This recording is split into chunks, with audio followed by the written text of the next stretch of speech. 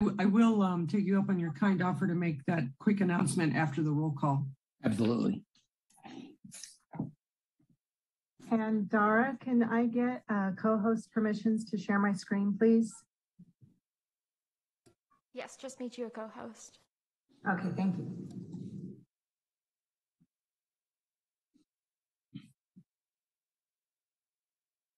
Good evening, everybody. Hello, Jim. Good evening.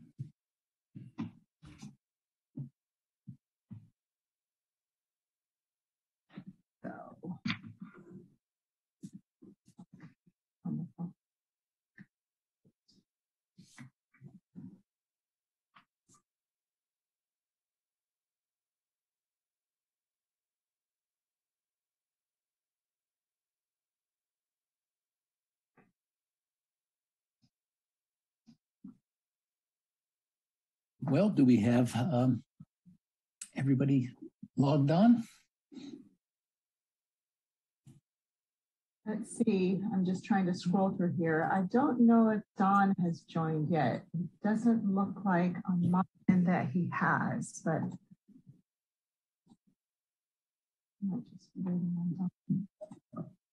Always tricky because we just have to recognize his phone number.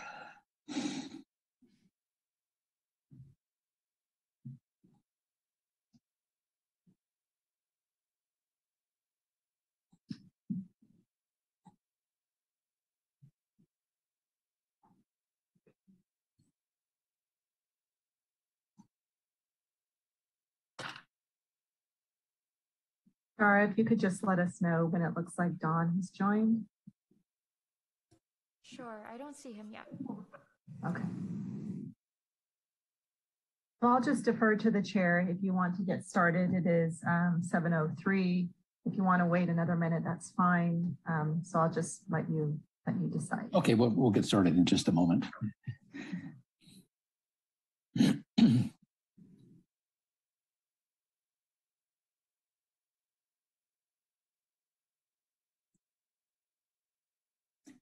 Well, good evening, everyone. And I would like to bring the meeting of February 7th, 2022 of the San Carlos Planning Commission and the RDRC, I guess, to order. And as always, we'll begin with the Pledge of Allegiance. So please join me in the Pledge of Allegiance. I pledge allegiance to the flag of the United States of America, and to the republic for which it stands, one nation, under God, indivisible, with liberty and justice for all. Thank you. Roll call, please.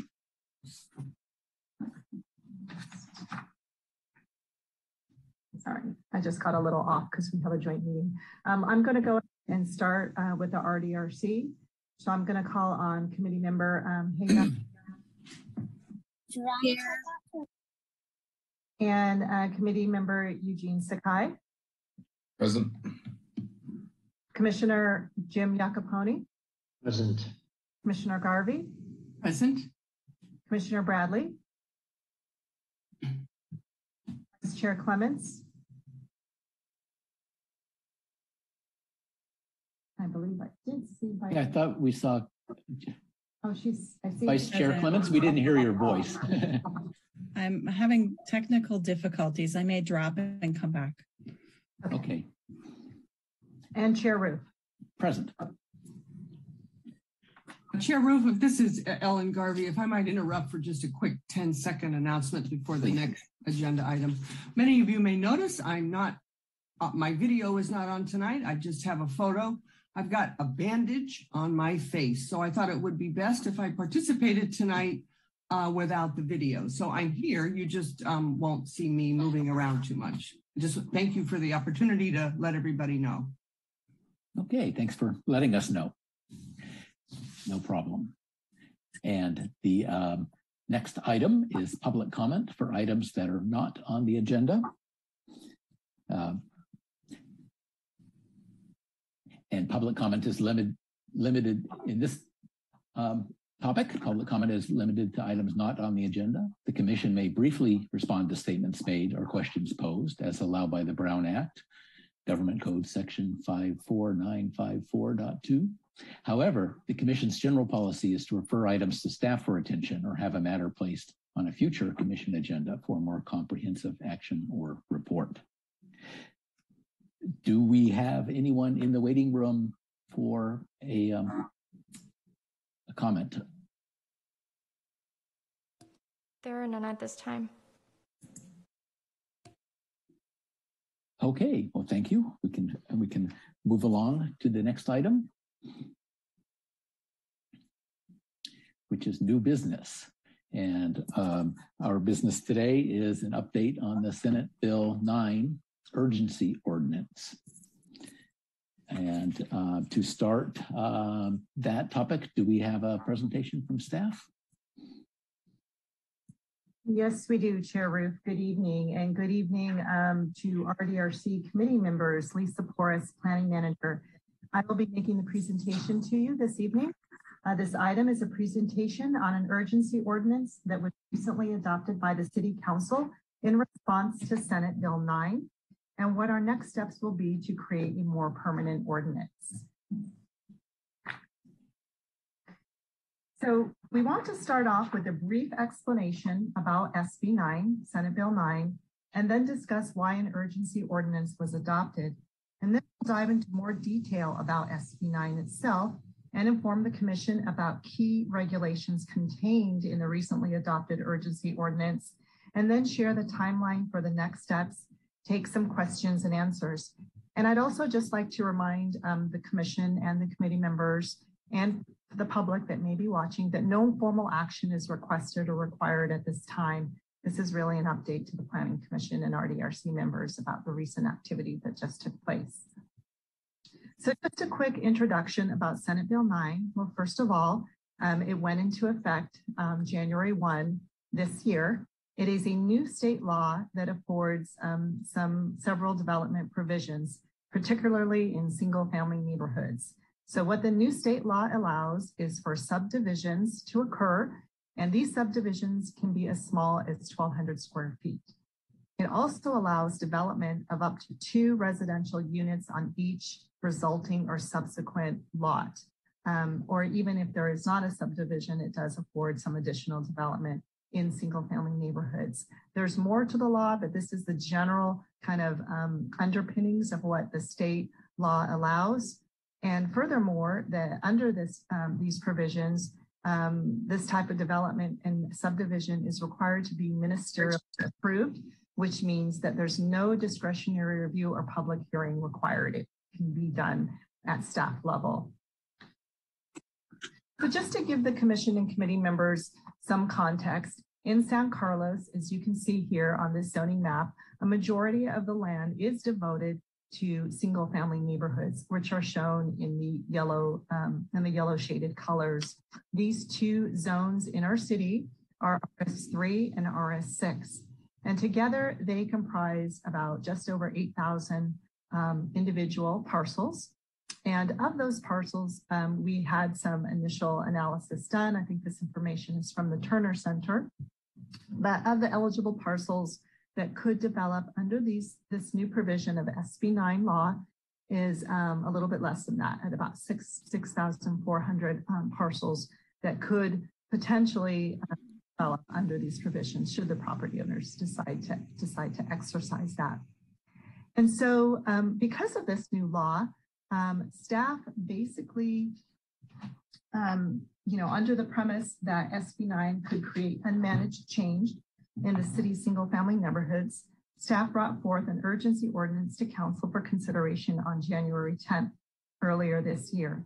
And staff explained to the city council that there was a chance that under SB 9, it could alter the single-family residential neighborhoods in a character that's much different from what it looks like today. And then without local regulations, it could lead to potentially unorderly SB 9 projects, and there could also be multiple interpretations of state law. So from a practical standpoint, we have our zoning ordinance, which is codified and in place, but where there would be conflicts with these new provisions under SB 9, it could lead to some confusion. So this was a reason why staff felt it was important to bring forward something in the interim that could really provide more clarity and reduce interpretations about what the state law actually affords. So in addition to that, it would also provide the city with more time to engage with the community and to work with the Planning Commission to develop a more permanent ordinance. And of course, do some more analysis and to make sure that other areas of the zoning ordinance are compatible and consistent with the state provisions. As I mentioned, not every lot is eligible to develop under SB 9. And there are, under state law, these are basically the areas where SB 9 would not be allowed to be exercised. So for any parcels that are located in a historic district or within a wetland delineated area, or within the 100-year floodplain or floodway, or in a high fire hazard severity zone, or on a hazardous waste site, or in a delineated earthquake zone, they would not be eligible to move forward with SB 9 subdivision and subsequent development. In addition to that, if any such development would alter or demolish any deed restricted affordable housing or rent controlled housing, or where a tenant has been occupying housing in the past 3 years, that would also make the parcel ineligible to operate under SB 9. So this is both for properties that would choose to exercise a subdivision or whether they chose not to exercise a subdivision. Any of these factors come into play, then it's not eligible to proceed under SB 9. So there's essentially, so kind of diving into what does SB 9 do and allow, there's essentially 3 components of SB 9. It allows up to 2-unit development. And so these could be 2 units that are an existing unit and a new unit that's developed, and it doesn't need to be subordinate, like an accessory dwelling unit is typically smaller in size and scale than the primary unit. So you might consider this, an example of that would be like duplex development. That would be allowed by right under SB 9. And again, like I mentioned before, it allows an urban lot split, and lot size is as small as 1,200 square feet. And then it does provide a component that allows for an extension of a subdivision map. And I already mentioned that it waives discretionary review. So the development standards that the state sets forth under a parcel in a single family neighborhood that chooses not to subdivide, but simply to exercise those development standards, development under SB 9 would be that the minimum unit size of an SB 9 unit has to be at least 800 square feet. So cities could not regulate something smaller than 800 square feet. You have to allow at least 800 square feet. That is within the state law. It also requires that the interior side yard and rear yard of the property, the setback is allowed to be just 4 feet from the interior side and rear setback lines. Under this type of situation, ADUs and JDUs would also be allowed to continue under the current regulations that are in place for ADUs and JDUs. And let me just back up for a second and say that what I mean by this are accessory dwelling units and junior accessory dwelling units. There are no short-term rentals would be allowed for this type of new SB 9 unit. And the state law does require that 1 parking space be provided for that additional SB 9 unit, but there are some exceptions that apply.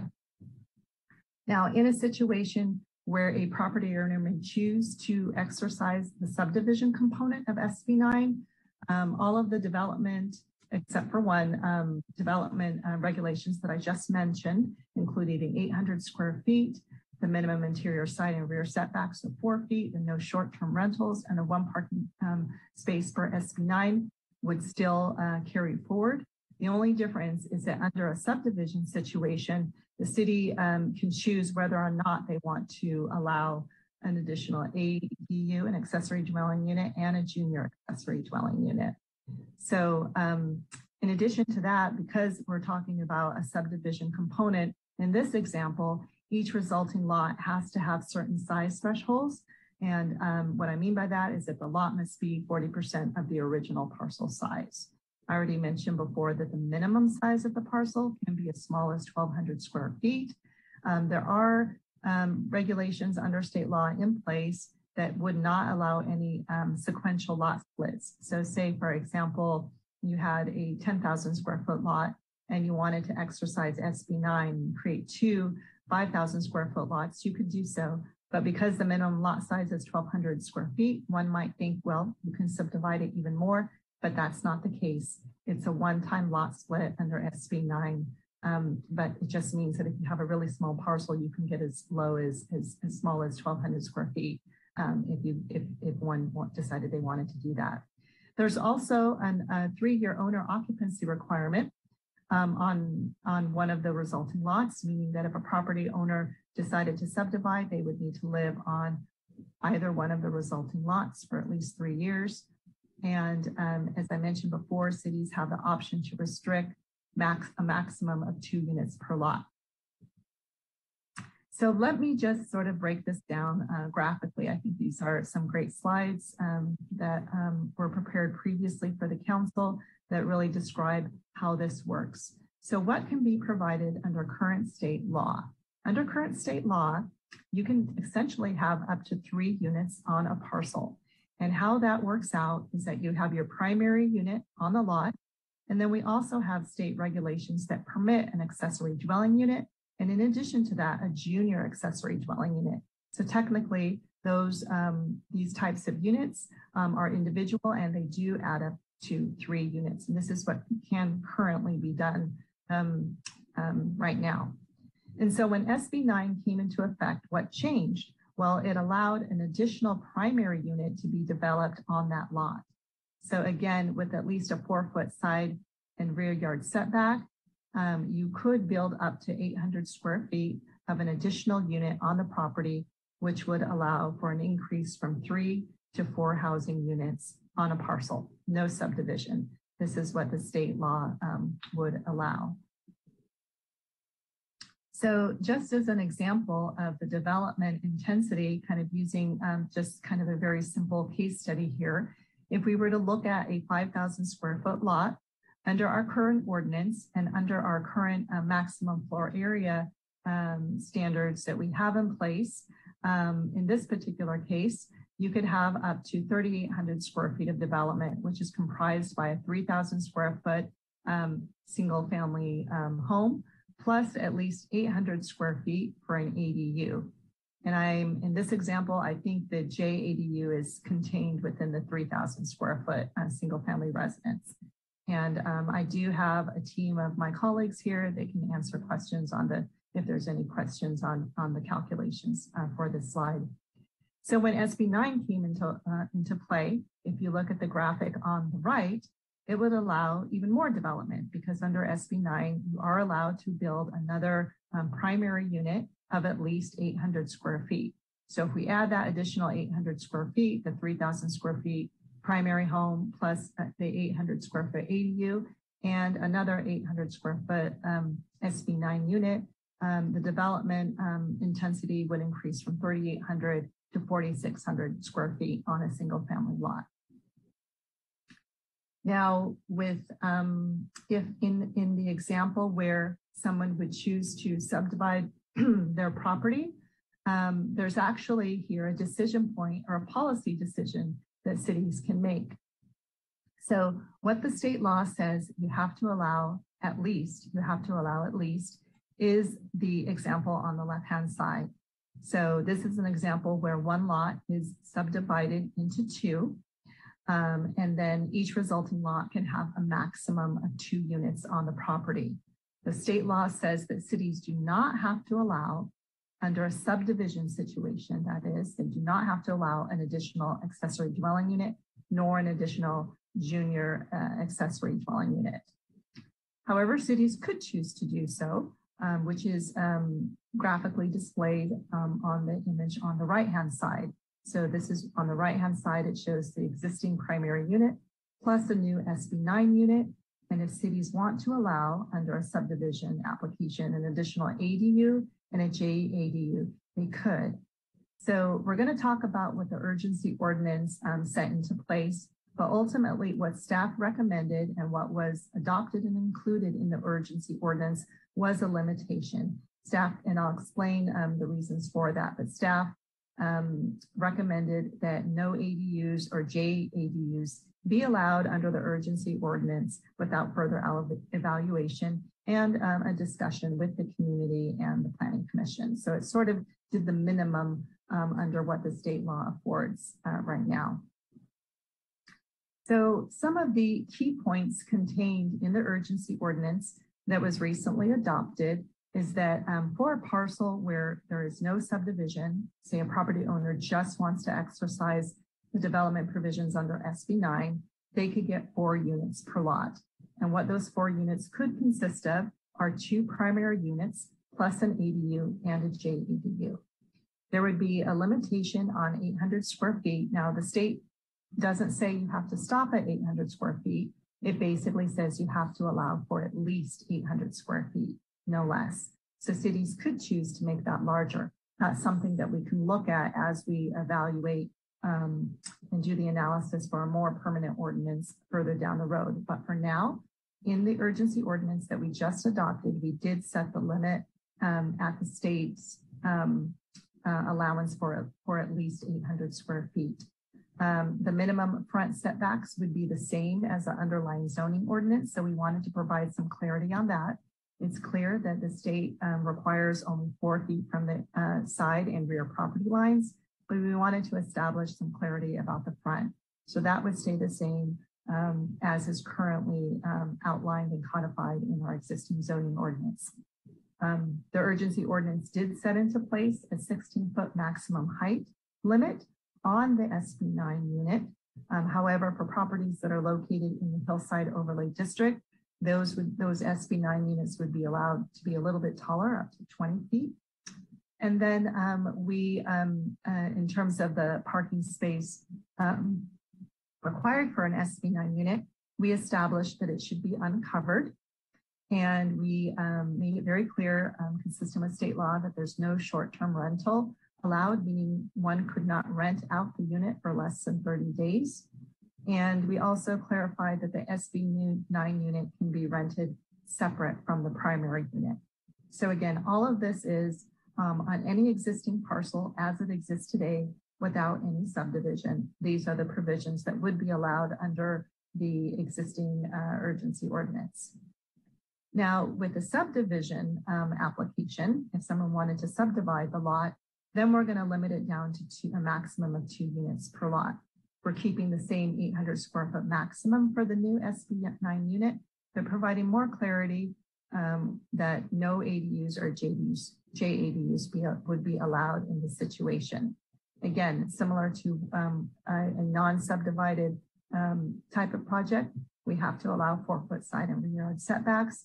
We did carry forward the 16-foot maximum height limitation, 20-foot for hillside, same as under the non-subdivision types of application, and then clarified that the parking space, again, would be uncovered. And essentially, the remainder of the points are similar to what we saw previously: a 3-year owner occupancy requirement, no short-term rental less than 30 days, and clarified SB 9 unit can be rented separate from the primary unit.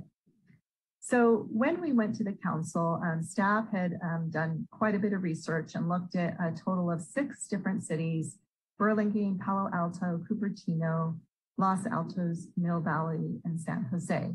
And all of these cities have adopted or were in the process of adopting either an urgency ordinance or a more formal ordinance. And we did take a look to see what cities were doing. I think one of the main policy decisions in this SB 9 case is kind of, what size or how big of a unit you can build. Should it be greater than 800 square feet? And for subdivided applications, are we going to allow an additional ADU and JADU? So in the Burlingame example, they opted for a maximum of 2 units under a lot split situation where ADUs and JDUs would not be allowed. And the same with Cupertino. But other cities, such as San Jose, they decided to obviously be consistent with state law and allow 2 units on a subdivided property. But in addition to that, there would also be an allowance for an ADU and a JADU. So this is just to provide some context of what other cities have done and are doing. So the next steps in this process is that the urgency ordinance again was adopted on January 10th, and it is good for 45 days. Cities have the option to extend an urgency ordinance, and staff is teeing up an urgency ordinance extension for the City Council to consider on February 14th. And such extension would allow the ordinance to be in place for 10 and a half more months. And with that 10 and a half more months, again, it gives staff more time to meet with the community, to do more analysis, to make sure that these provisions are consistent with our existing regulations, or I should say not consistent, but they are compatible. There's no conflict in place. And eventually we would have a more permanent ordinance on SB 9 and be able to tackle some of those key policy decisions with the community, the Planning Commission, and ultimately through adoption by the City Council. So as we look ahead to develop a more permanent ordinance, we're looking at several milestones for the process. We definitely want to start doing outreach with the community. We're looking at an anticipated time frame for the month of April to do that. And then moving forward into May, we would further refine development regulations that are already contained in the urgency ordinance based upon feedback from the community. After that, we would bring something forward to the Planning Commission in the context of a study session. We would hear comments from the Planning Commission and then further fine-tune the ordinance in the month of July. And thereafter, in early August, we would meet with our two-member City Council Housing Subcommittee to give them an update on the process and what we're hearing and learning from the community and our commission. And then later that month, we would go back to the Planning Commission seeking a formal recommendation to City Council about whether to adopt such ordinance. And then in the month of September, we would take forward an ordinance to the City Council for what we refer to as the first reading of the ordinance. And then we would come back in the month of October to have the second reading of the ordinance. When the City Council adopts a new ordinance for SB 9 on October 24th, if it ends up being exactly the state, then the new ordinance would take effect 30 days thereafter. So this concludes my presentation, but before I close, I just wanted to inform the Commission and RDRC members and any members of the public that may be watching. You may want to know, well, how do you get involved? How are you going to, know when and where and the logistics for when that April community workshop is going to happen? Well, we want you to go to our SB 9 webpage. We have a new webpage just for this project, www.cityofsancarlos.org /SB9. If you go there, you can sign up on the web link to get updates. And so we'll collect your email address and then send you updates for what's happening and the exact dates and times for any opportunities to get engaged and be part of the process. We're also going to let the public know about upcoming workshops and key points to get involved through our social media outlets. We do have a City Facebook page, City Nextdoor page, City Twitter, and Instagram account. So if you follow us there, we'll be pushing out information on those platforms. And then, as I mentioned before, the engagement opportunities that the public can take part of is the community workshop, the Planning Commission study session, and then the formal hearings held by the Planning Commission and City Council in the late summer, early fall of this year. And then if you have any questions or want to get back to us or just need some help on how to get engaged, you can always email our project manager, who is assigned as Judy Hawk. Her email is at the bottom of the screen. And so with that, I just wanted to let the Planning Commission that I'm joined tonight by Andrea Martisic, our current principal planner for overseeing current planning, and then also Rucha Donde, who is our associate planner with current planning. and we are available to answer any questions you may have. You may also, I do also have a slide for public comment when the commission and committee is ready to move forward with that. And then excuse my typo on the slide. It should read Planning Commission and RDRC questions. Thank you. Hey, thank you for the presentation. And so now we'll entertain clarifying questions from the Planning Commission and from the RDRC. And then we'll open for public comment, and then we'll close the public comment and have an opportunity for discussion about the about our opinions on the matter. So clarifying questions from the Planning Commission or the RDRC. I see Vice Chair Clements has a question. Thank you, Chair. I had a couple of questions. First, the communities that you looked at for comparison as to just, what were some other folks doing with regards to SB 9. How did you choose those communities? And do we have any more recent information about San Mateo communities, San Mateo County communities, or other communities like Redwood City that have a strong track record in building housing rather than Cupertino, which has had difficulties doing so? Thank you, Commissioner, for your question. I think I'm going to turn that to, I think it's Judy. She came on the screen. I hope I got that right. Thanks. Thank you. Yeah, so when we started looking at the other jurisdictions, we wanted to choose kind of different cities, so larger cities like San Jose, and then we looked at Los Altos and Mill Valley because they had a pretty strong urgency ordinance, which is kind of what we were given direction to look at from the housing subcommittee.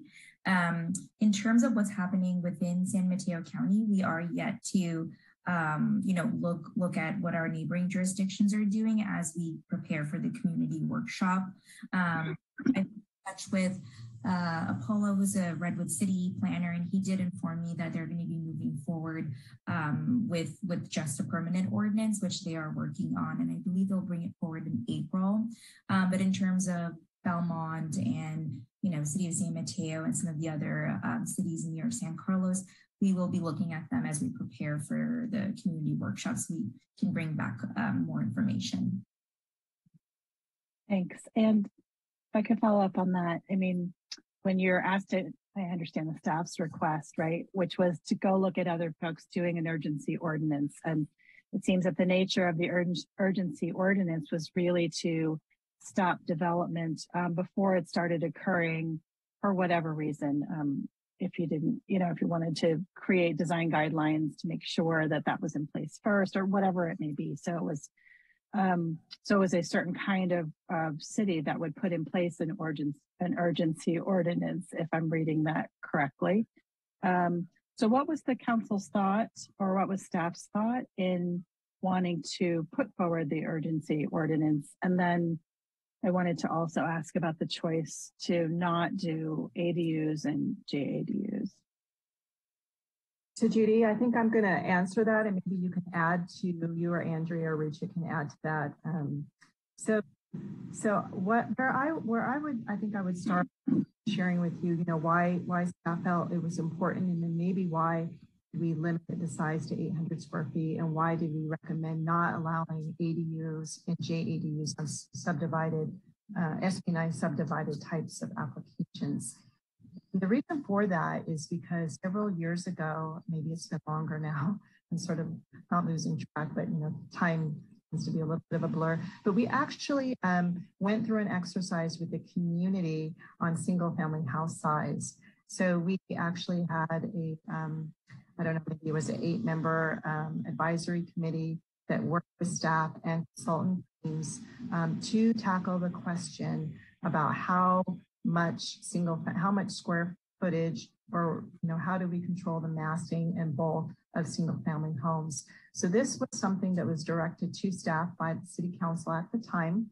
following community concerns that houses were just getting too big and they're not really fitting in with the neighborhood. Maybe the character is changing. So go work with the community to figure out how to change our zoning standards so that development can be better fit in the neighborhood. So through that exercise, ultimately what was adopted was a maximum floor area. So this is a totally new standard that we didn't have before. We did look at other aspects of design to control the scale, but ultimately what was very important to the city, the community, and the commission and the council at the time was to put in place a numerical tool to control the size of single family development.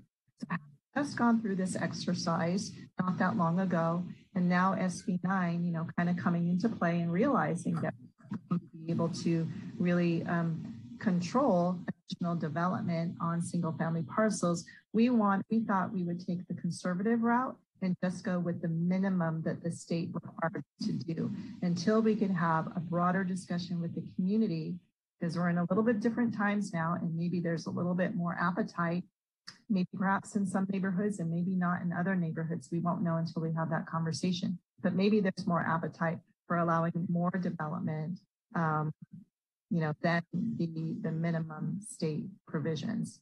And now I'm just going to go ahead and turn it over to Sajidi or Andrea if you want to add anything to that. Sure. Yeah, I'll add to the, why we're not allowing ADUs or JDUs. So that provision only applies with the SB 9 lot split, but without the lot split, ADUs and JDUs will be allowed. In addition, during our research, we found that some other cities are not allowing ADUs and JDUs. So we wanted to, like Lisa said, be consistent with what we're seeing in our research. In addition, our existing ADU and JDU ordinance is pretty generous. So the applicant does have the option to still build them under our ADU and JDU ordinance. And finally, ADUs and JDUs, have a different set of standards, and SB 9 ordinance has a different set of standards. So applying them on the same parcel would be very complex. If I could ask just another quick follow-up then, and I understand, Lisa, thank you for the history of the single family ordinance that we put in place. And I'm wondering if we didn't think that so tell me what was in the bill and what we ended up clarifying. The minimum front setback, same as the underlying zoning of 4 feet. Was that something that we chose, or I thought that there was something already in the bill that would have prevented kind of the thing that you said the community reacted to in this, with the monster home that was like to the edges of the parcel, that the bill had in it some provision about setback? Or am I wrong? Was that only our rule on top? Yeah, well, the state requires that, if somebody wanted to build a structure, whether that's, well, actually it's not any structure, but basically it's kind of the same for ADUs and these new SB 9 units. So if you wanted to put one in place, you can be as close as 4 feet away from the side property lines. You can be as close as 4 feet away from the rear property lines, but the state is silent on the front setback. So to avoid any misinterpretations of what the state law says or doesn't say, in the urgency ordinance, we clarified that for the front setback, because the state is silent on that the front setback for these units would be the same as for any single family development, which is, I believe, a 15-foot front setback for the first floor and then a 19-foot setback for the second floor. That remains the same. I mean, that would be for any single family development. So and again, this is just front, but the sides and rears, we don't have a choice in the matter because the state says we have to allow 4 feet if somebody wants to be as close as 4 feet away from the side and rear. Right. Okay. All right. Thank you, Chair, for letting me get more than a couple questions in at the same time. And I will yield to someone else. Thank you. I think Commissioner Garvey has a question, and then I'll have one after her.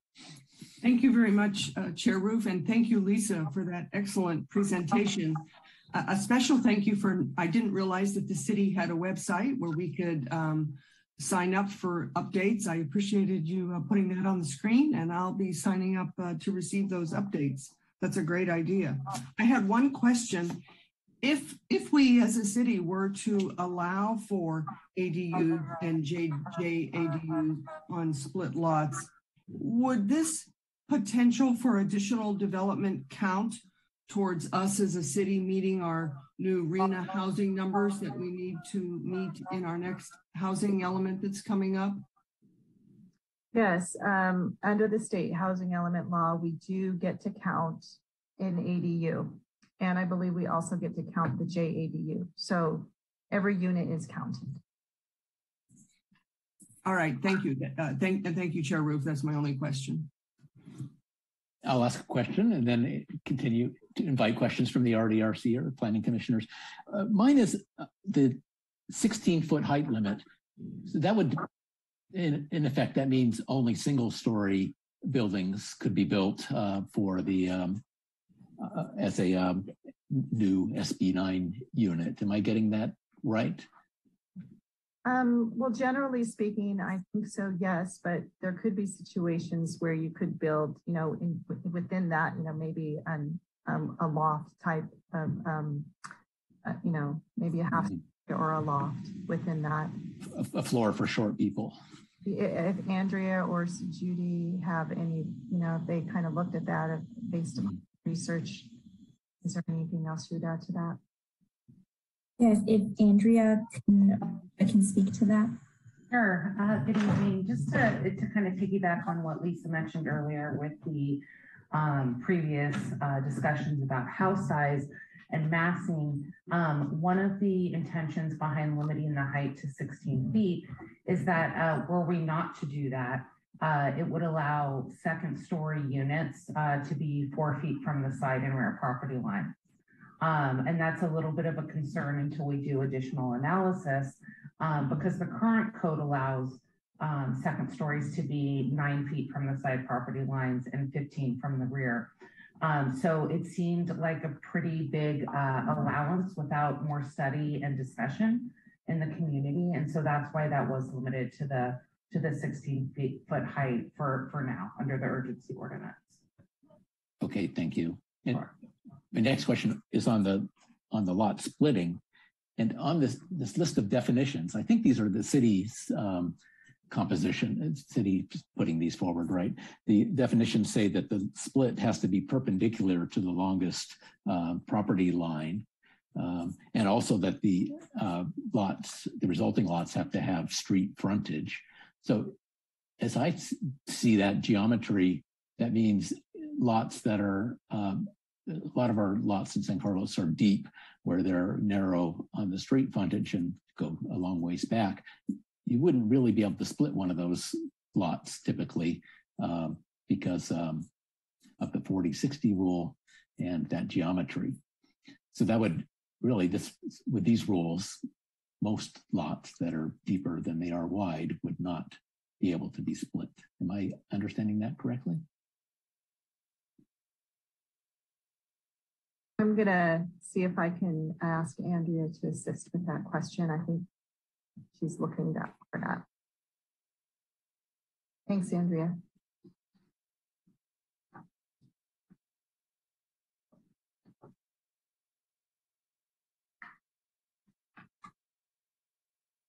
Or maybe we can come back to that one.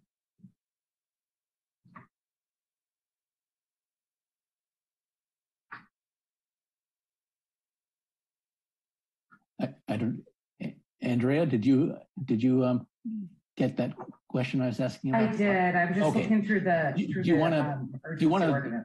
We could go to another question if you like, or that would be great, and I'll pop back in when. Okay. While Andrea is going through it, I can take that question. Oh, thank you.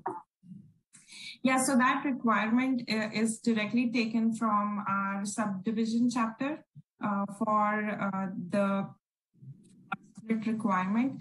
But whether or not the lots in a residential district, like most of the lots, will be able to be split or not, that feasibility analysis has not been done for this urgency ordinance. But you are correct that those two requirements for subdivision has been directly taken from our zoning code, Article 17. Okay, thank you for clarifying that. And if I could clarify, in the ordinance, I do see where it's talking about the front lot lines being parallel as close as possible to the street. And the side lot lines being at right angles to the street. Are those the provisions you're talking about, or is it C, existing parcels? Yes, I was looking in particular at provision definition. I guess it's C on packet page 19. It says existing parcels shall be split approximately perpendicular to the longest contiguous property line. So that means you got to split it down the long axis. And I mean, perpendicular to the long axis, correct myself there. So, but the resulting lots, I think, have to be have frontage on the street. That's one of the other provisions here. So that means lots that are deep, narrow and deep really can't be split with these rules, which is, and I understand that meets the state's minimum requirements, but will reduce the number of lots that would qualify for that provision. And this, Richa, please correct me if I'm wrong, but I think this might, regardless, we have to allow some sort of subdivision.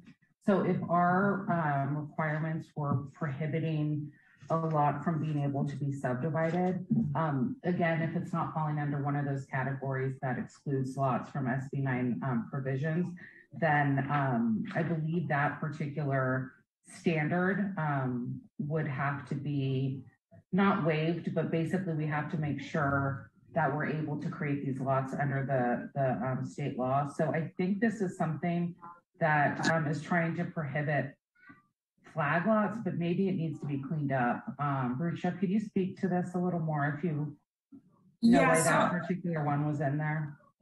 Yeah, so as long as the city adopts objective standards, we can limit the splitting of the lot. So if we are requiring that lots be split perpendicular to the street and it is not meeting that objective standard, then the cities can limit the subdivision of the lot, which means the lot split may not be allowed. Okay, so that's in accordance with meeting the minimum state standard. So I understand. That is correct. Yes. Thank you. Commissioner Iacoponi has a question. Thank you, Chair Roof. I'm just as an aside, I'm interested to see how this evolves on the flag lot or the easement opportunity. Just exactly to your point, like if you did split it across the lot, how do you legitimately get to the back lot? And can we prohibit people from getting to the back lot? So that'll be, we'll see how that plays out. My question, and I'll go back and also say thank you, Lisa, for a very helpful presentation. Can I just walk through a simple example to make sure I understand? So if there was a lot, 5,000 square foot, we could, as a property owner, that parcel could be split under SB 9. And at a minimum, one of those lots, the new parcel would have to be a minimum of 40% or 2,000 out of 5,000. Is that right? 40% of 5,000? Yeah.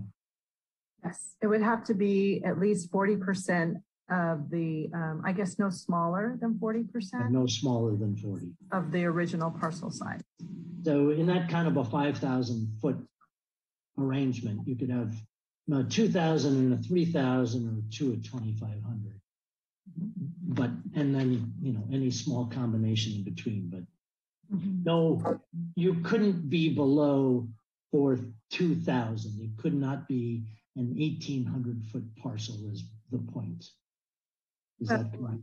I think what the law maybe is trying to do is under a subdivision scenario is to try and create equally sized lots. Okay. You know, not maybe take a 5,000 and then carve out a 1,200 square foot, you know, lot. So they kind of want to create some, I guess, uniformity or some balance there. But should you have a small parcel that's, let's say 3,000 square feet under SB9, you could subdivide it and end up with two 1,500 square foot parcels because the state allows you to go as low as 1,200 square feet. Great. Thank you. Very helpful. Yeah.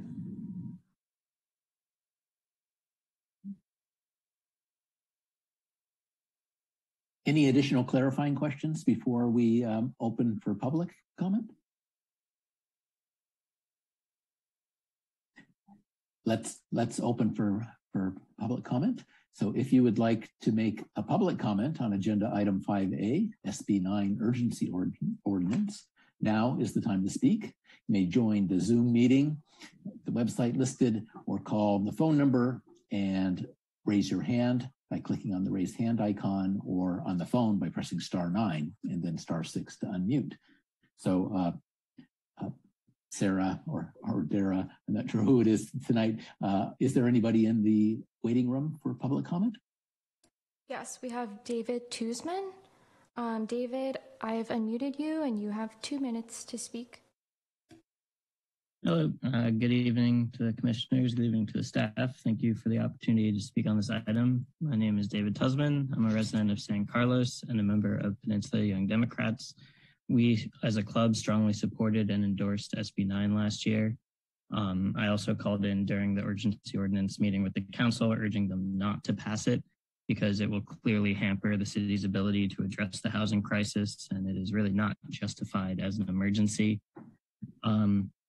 I really enjoyed the comments and line of questioning from Commissioner Clements, asking why we're looking at Cupertino, who is a really known bad actor in trying to address the housing crisis. And we didn't look at actual neighboring cities like Redwood City and San Mateo, who, in my understanding, they're not planning to implement any constraints, just kind of the actual base clarifications that are needed. And also what Commissioner Iacoponi said about the 5,000 square foot lot and how the spirit of the law seemed to want equal parcels. But with this additional constraint that the city's putting on of 800 square feet, it's obviously making a two-tier system on the lot and showing that these new housing units should be less than. And as someone who lives in a multifamily dwelling, actually right on the edge on Chestnut of the multifamily and single family zoning, I can see how having equal lots, equal housing, multifamily and single family blends very nicely. And so all this is to say that I'm pretty disappointed that the city has taken the strong stance against the spirit of the law. And I know we're in compliance with the law, but as the staff said multiple times, we're doing the bare minimum that the law forces us to do. And that's not really what I would hope for us as a city to be trying to do in the face of a severe housing crisis. And so I know you're not being asked of an action, but if the commission wants to maybe comment on whether they think this exact ordinance should be extended in the next council meeting where it will be coming to a vote, that's a policy decision by the council to extend this quote urgency ordinance for a whole year and further constrain the housing production and really disincentivize this new opportunity that the state has given us. Okay, thank you. Do we have another caller for public comment? Yes, we have David Crabb. David, I have unmuted you and you have 2 minutes to talk. Good evening, Chair Roops and members of the commission and also the Design Review Committee. They didn't even have a chance to ask any questions yet. Anyway, I'm curious about, a couple of things. Number one, I don't know why we are so against flag lots. I live on a flag lot. I have a neighbor who lives on a flag lot. flag lots are a good solution because you add the density and you don't see it on the streets. You just see the front house and the back house. It's a nice way of doing it. I'd like you to reconsider the kind of prohibiting of flag lots. Second thing is I also am very concerned about the 16-foot height limit for the second unit. I think it should be allowed to go up to 2 stories. I understand the 4-foot setback thing, and I don't know how we get around that. I don't like the idea of having a 2-story literally 4 feet from the property line, but if there's a way to say the bottom story can be 4 feet and the up story still has a setback and get around the law, I think that would be a way to approach that. I also think that you need to coordinate your thinking with the building department, because when you, there are several things that come to mind. Number one, a 4-foot side setback based on the building code does not meet the fire requirements for having any windows on that side of the building. It's prohibited. You have to have a maximum, a minimum of 5 feet for a side property line to put a wall in a house. So I think you need to coordinate that. Second is when you have 2 or 3 buildings on a given site, the building code implies that there's a property line between them, just a fictional property line, and you have to have at least a 5-foot setback on each side for that for fire separation. So I think you really need to talk to the building department about how your planning decisions relate to the building department code. And I'm saying that as an architect, so I've dealt with this before. So thank you very much. Thank you. An architect. All right, let's move to the next caller, if there is one. Is there another caller in the waiting room? Yes, we have Benj Azos. I have unmuted you and you have 2 minutes to speak. Hi. Thank you for the opportunity to address the commission. I'm a single-family homeowner up in the San Carlos Hills, and I really think that we should be building more multifamily housing through the entire city and in my neighborhood as well. The 800 square foot limit is too small. It really is disincentivizing homeowners to take the opportunities to build more new homes. And I echo the earlier comment about Commissioner Clement's comments. Taking an example from Redwood City and San Mateo feels like it's going to be a little bit more accurate to our area than Mill Valley or Cupertino. In general, I just think the urgency ordinance shouldn't be pushed past 45 days. I really think we've kind of had enough time to study this. Thanks. Thank you. Next caller in the waiting room. Next we have Kathy Baird. Kathy, you have 2 minutes to speak and you're unmuted. Okay, thank you. I've lived in the same house in San Carlos for almost 40 years now, which is really incredible to me. And I'd like to say that I support the creation of multifamily housing throughout San Carlos. The proposed urgency ordinance restricts units to a maximum size of 800 square feet, which is also the minimum size allowed by SB 9. This is the size of a 1-bedroom apartment. 800 square feet is too small for a maximum unit size and certainly should not include the garage space. If one single-family house can be, say, 2,600 square feet or more, which it can here, why would we not allow, say, a duplex to contain 2 1,300 square foot units, for example? That's the kind of project that would appeal to me as a homeowner, and it would not bother me if my neighbors decided to do something like that. It makes more sense to me to live next to a multifamily situation than next to a giant single-family house. Housing, of course, only one family. I also urge the city, if the city continues with this ordinance, which I hope it doesn't, to modify the wording that refers to a current and immediate threat to public peace, health, welfare, and safety. And while this wording may have come directly from SB 9, according to city staff during the city council meeting that I watched, this language is inflammatory and overblown, and it does not belong in an ordinance of the City of Good Living. unless good living is meant only for some people and not for others. Thank you. Thank you. Next caller. There are none at this time. Okay, we'll give it just a moment, see if anybody else. We do have Dr. Hack. Okay. Dr. Hack, I will unmute you and allow you 2 minutes to talk.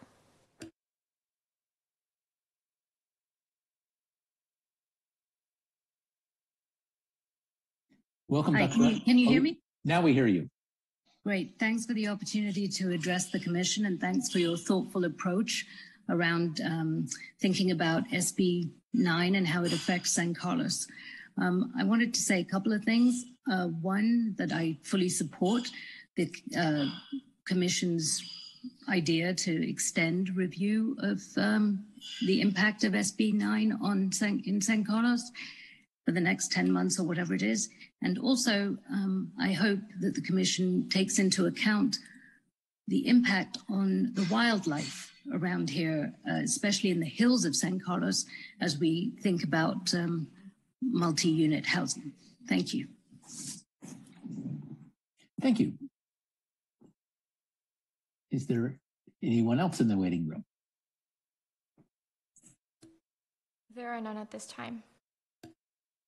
Okay, we'll give it a few seconds here. And if not, we can close the public comment. I don't think we need a motion or a roll call to do that.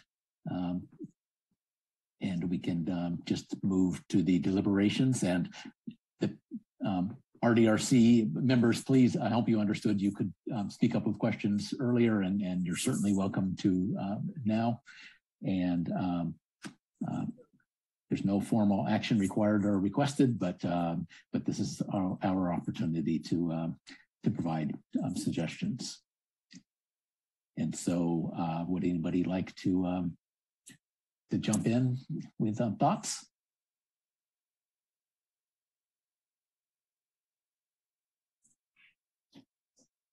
Vice Chair Clements, please. Thank you, Chair. And thank you to staff for explaining more what was behind the urgency ordinance.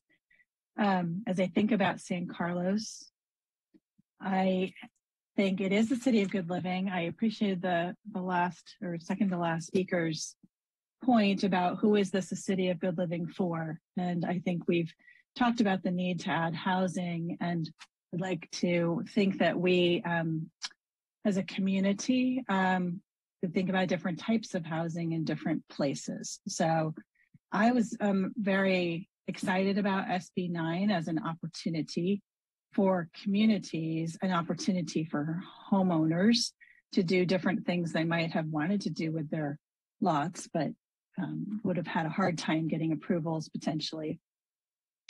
But really am supportive of a gentle density in certain locations, which I think SB 9 can allow. I have to say that I was very, very disappointed that we had been one of the cities to pass an urgency ordinance limiting SB 9 developments. And I am not in favor of extending this for a full year. I know staff work does take time, and good staff work takes quite a bit of time. But I urge us to get through that staff work as soon as possible, given that the urgency ordinance has already been passed. But, you know, if I was on the council, I would not be voting for an extension on Valentine's Day. So I wanted to say that I was hoping that we could be a little bit more, what's the right word? Perhaps innovative with our thoughts while the engine is running. Not stop the engine and wait and plan the whole trip, but, you know, let's get in the car, let's get on the train and start getting there, and then figure out exactly, you know, how it could enhance the community at the same time. I think the point of the state law was that it should further production. So I don't want to delay that further. And while I made this comment earlier too. I do understand staff being asked to look at communities that were doing urgency ordinances, but really those 6 communities that were listed, with the exception of San Jose, really not the group that we should be in, given how forward thinking we are, I would say, on housing issues. So anyway, I would like, I think it'll be good to think through design and how these units can be constructed so that they are compatible with nearby uses.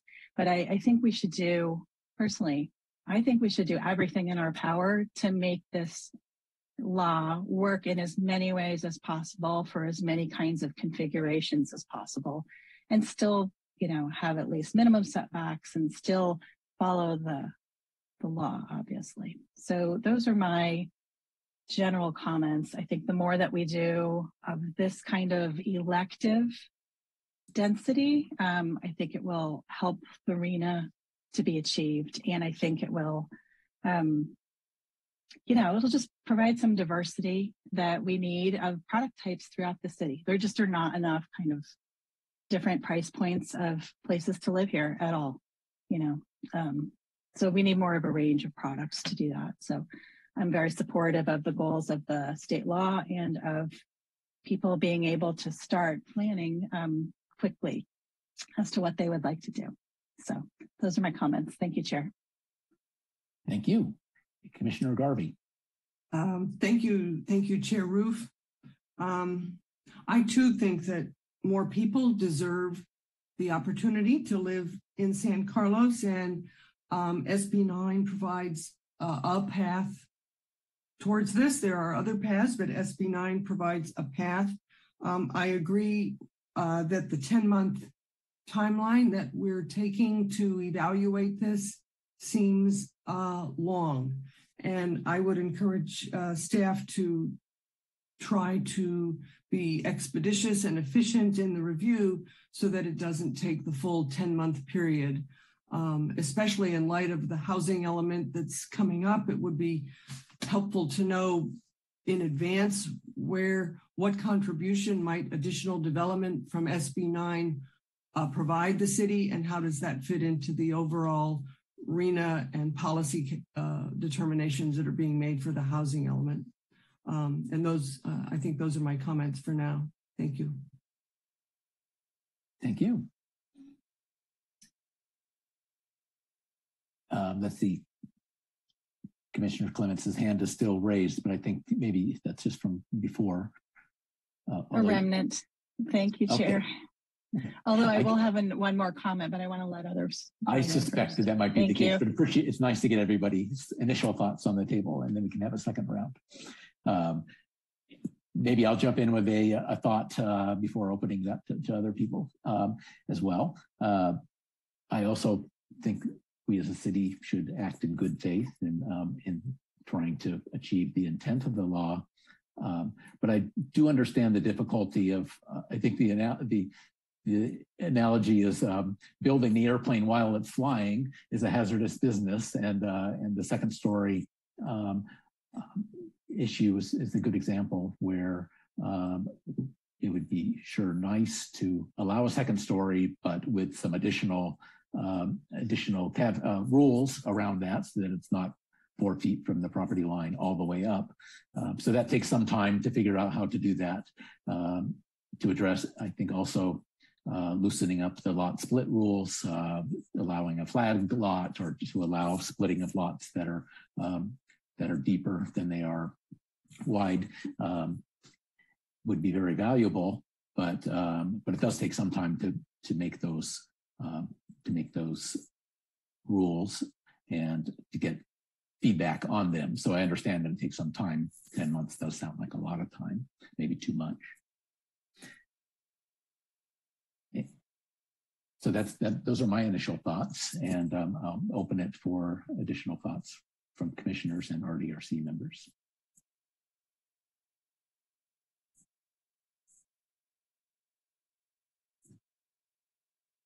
Commissioner Iacoponi. Thank you, Chair Roof. and I hope that if our fellow RDRC members have some comments to add, they're not shy, but it's always great to get their perspectives. So I'd welcome those voices. I think I would simply add two things. First is with the housing crisis we have, the intent of SB 9 is the right intent. And I'm supportive of rethinking how, and I really appreciated how Vice Chair Clements put it, how do we as a community create a greater diversity of supply, right? More products on the shelf that people can buy in service of a home that they can afford here in the city of good living. I think, the period that I had the privilege of going through with some of you in the development of our updated single family housing regulation was the benefit of listening to the community. And I think we are a better community as the result of creating the opportunity for public dialogue.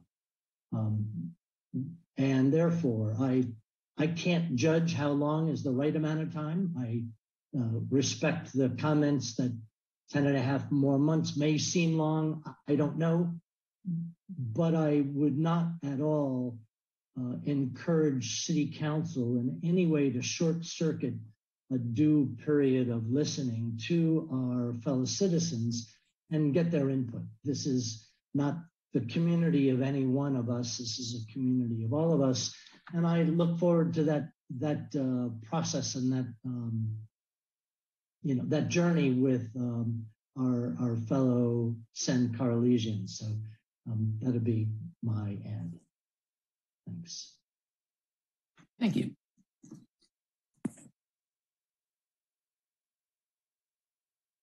Any additional thoughts in the first pass? And then we can take a second pass.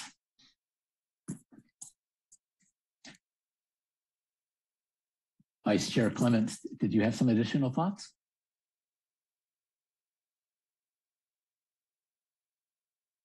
Can you hear me, Chair? Oh, Commissioner Bradley, welcome. Yes. Yes, I've been on, and it's a real task for me to keep quiet for more than a half an hour.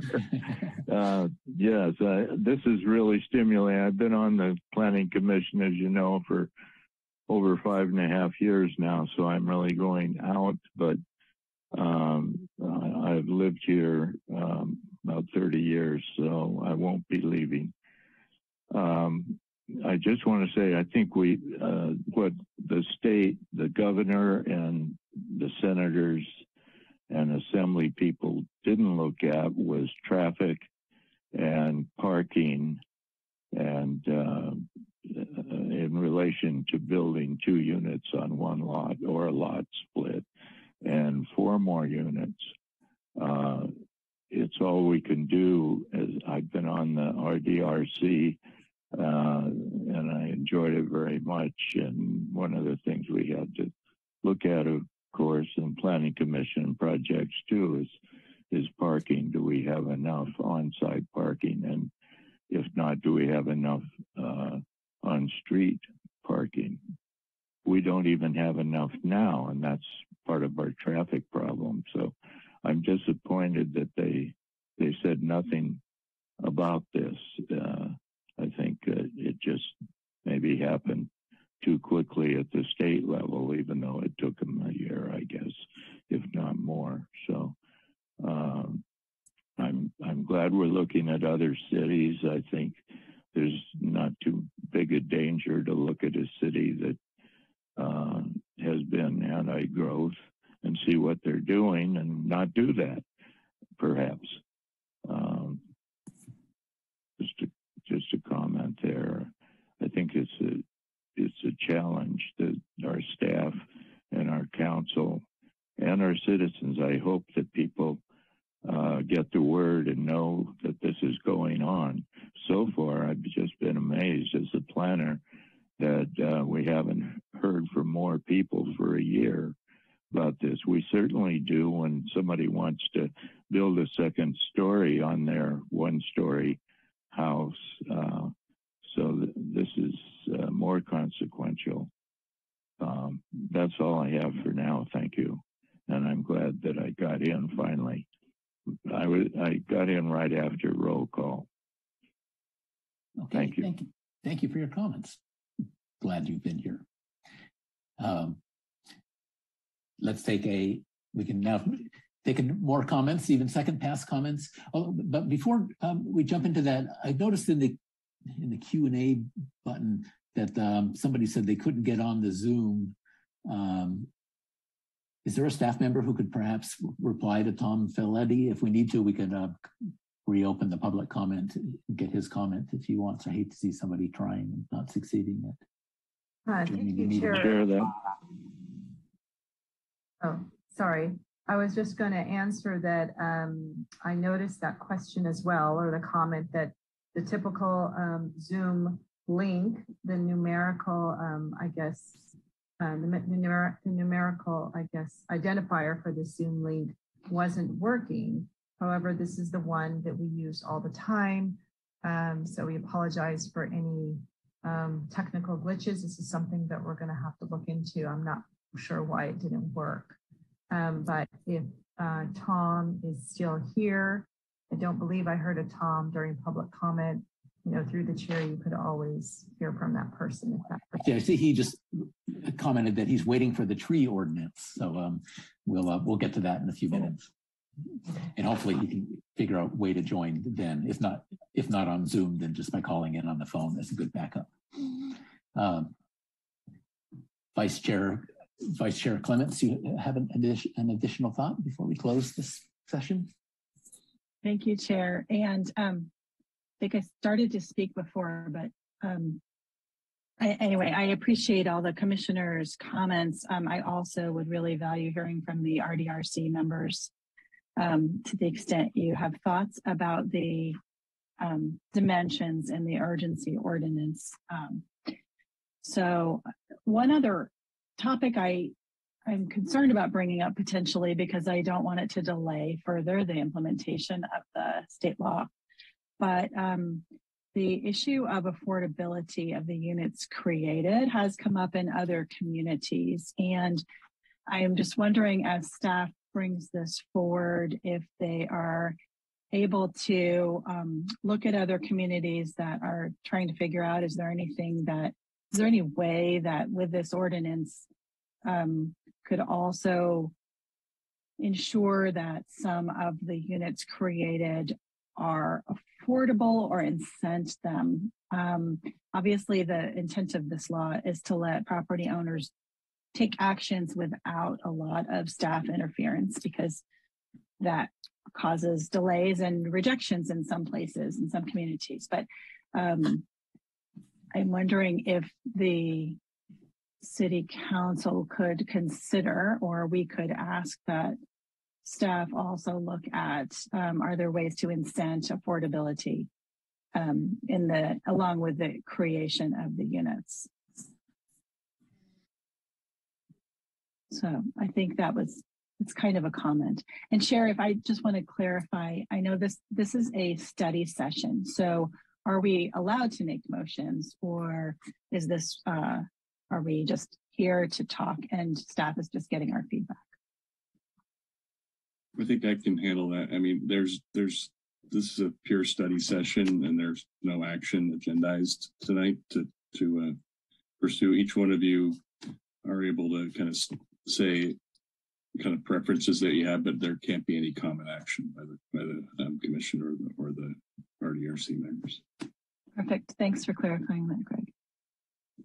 So Okay. I guess my final comment would be to make sure that staff reflects in comments that the City Council, in their reconsideration of the urgency ordinance, could consider not extending the urgency ordinance, or alternately extending it for 6 months, maximum of 6 months.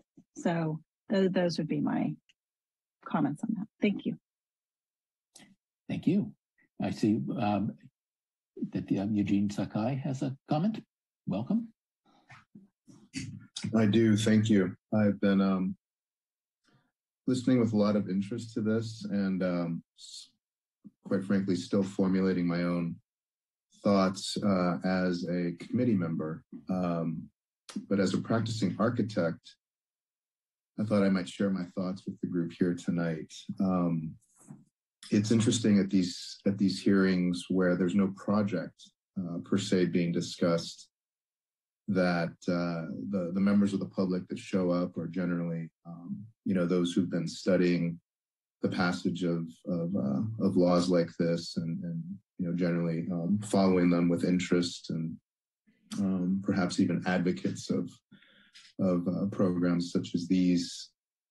I think it's a much different environment as chair, former RDRC chair committee Bradley referred to, when there's a project at hand, where at the RDRC, even a code-complying second-story addition or code-complying new two-story home can generate mounds and mounds of neighborhood opposition. And so, in theory, I think it's great to opine on the idealistic desire to produce housing units, but in reality, the law as written completely disincentivizes any profit motive to propose a project that the lawmakers of SB 9 would have intended. The limit of the 800 square feet relative to the land value just makes it an economic non-starter.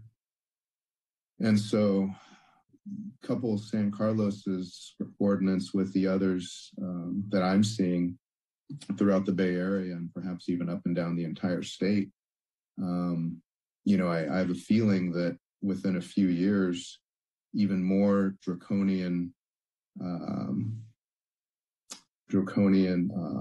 laws are going to be coming down from Sacramento upon cities and taking further power away from cities to legislate and shape housing production. And I think that's sort of the opportunity that's here in front of the Planning Commission and the City Council over these next months, is the opportunity to really think about, and it probably will take at least 10.5 months to think about a solution that maybe is that compromise that no one is happy with, but ultimately ends up being a situation where a developer does have financial incentive to move forward with an SB 9 project.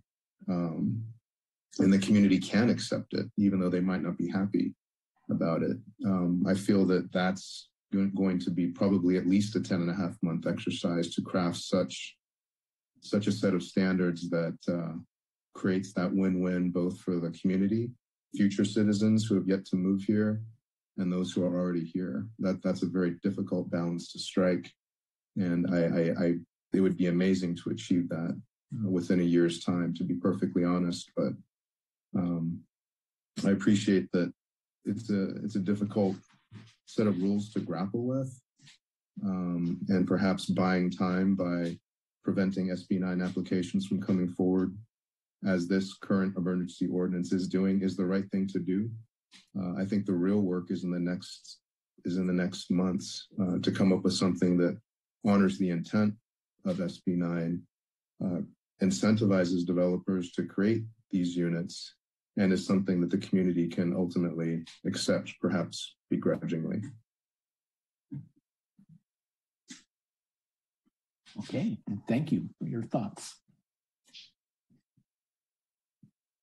Any additional thoughts before we close this agenda topic?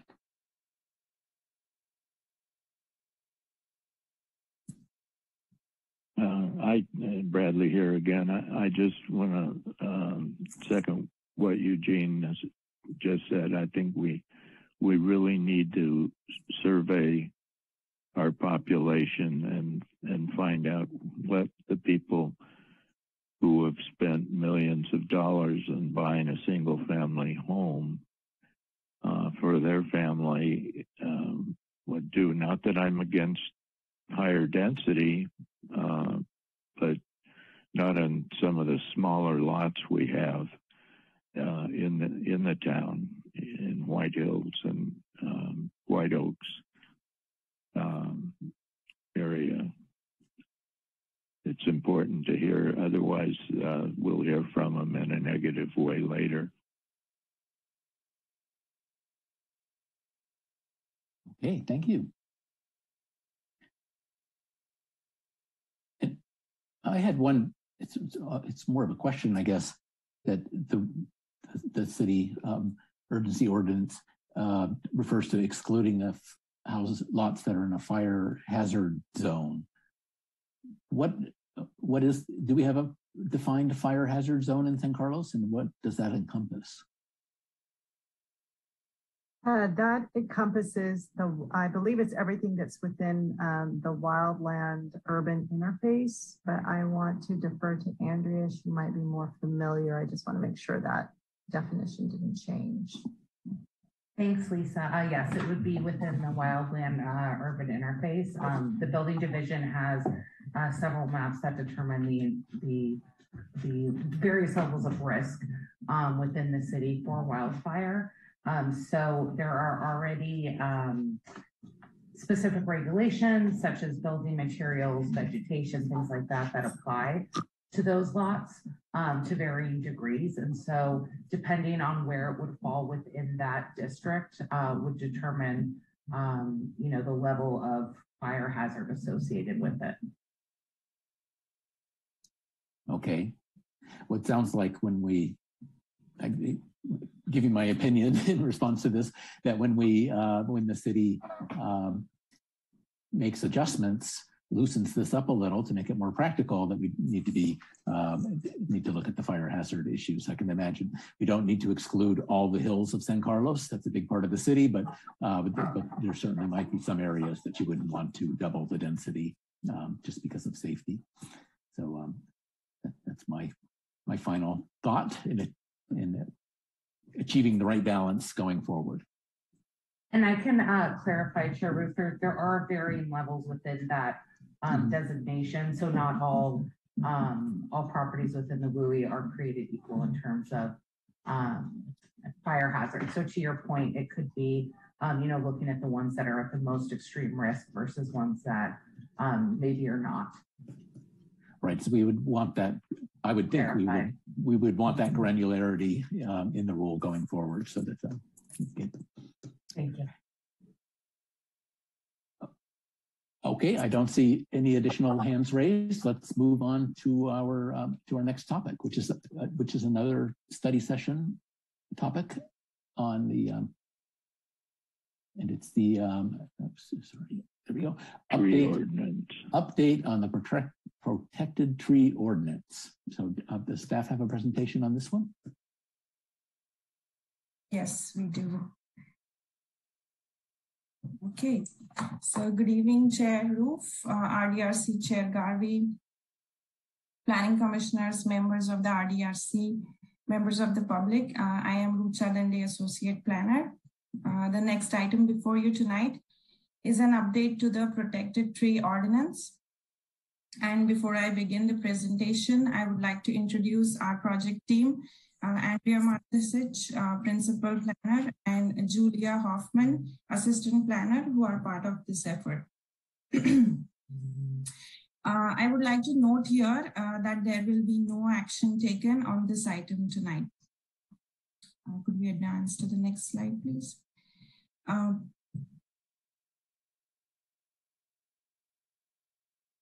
In today's presentation, I will be going through the background and history for the topic, objective of the presentation, proposed updates to the ordinance, questions by the Commission and Committee, followed by time for public comments and discussion.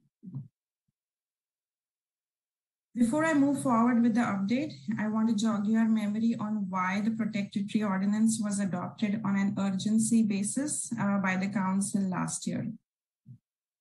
The intent of this urgency ordinance was to introduce more restrictive interim protected tree ordinance, which temporarily replaced the then existing protected tree ordinance. This allowed city time to research and prepare a more comprehensive permanent ordinance for council consideration. And without the urgency ordinance, city couldn't stop or slow down tree removals. While a new, more effective ordinance is being prepared that complies with the environmental management element of the general plan. Please note the urgency ordinance adopted in 2021, the July of 2021, is still under effect.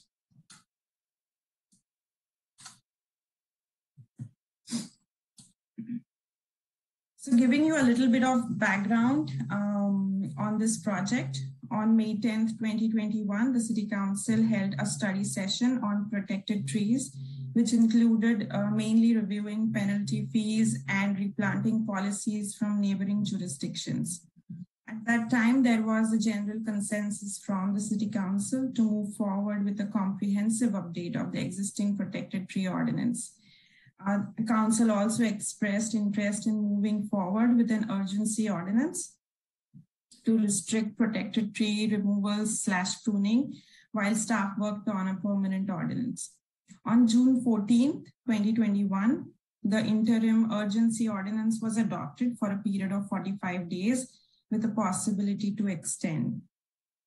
On July 12th of 2021, the urgency ordinance was extended for a period of 10 months and 15 days to allow staff time to work on the permanent ordinance. After that, on September 7, 2021, staff held a study session with the Planning Commission for inputs on topics of consideration, comments, and direction from the Planning Commission. Since then, staff has been working towards incorporating the comments from the Planning Commission within the permanent ordinance. Tonight, we will be focusing on an update to the ongoing work, completed work, and received comments on the permanent protected tree ordinance. Again, I would like to note here that there will be no action taken on this item tonight.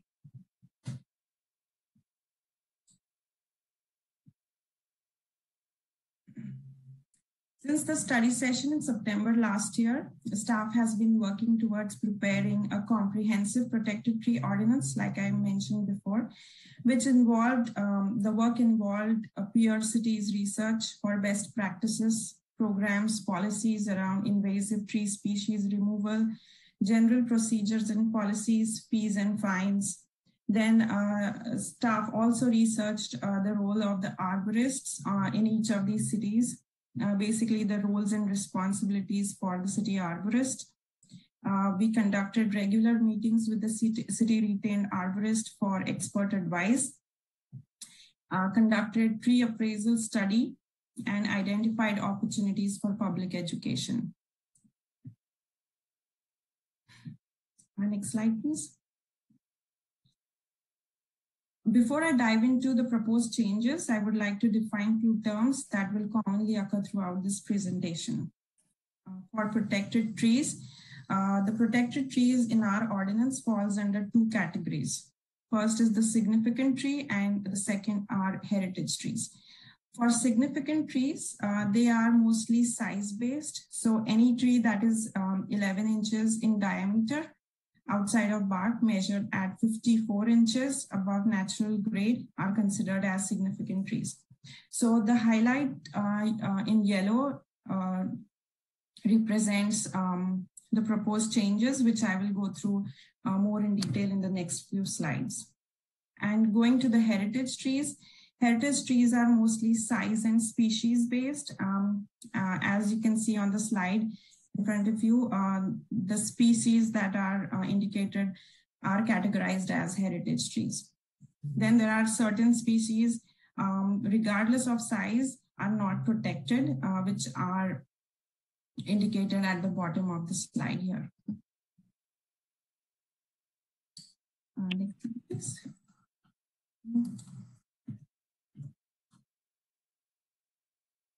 In In the next few slides, I would like to summarize the major proposed changes within the permanent ordinance. Please note the permanent ordinance is majorly based on the current urgency ordinance, which is in effect, and with few changes that are highlighted in red in the slides. Under the first topic, protected tree definitions. As a standard practice of measurement for all trees, the measuring criteria is proposed to change from circumference to diameter. That makes it easier for planners and arborists to review applications.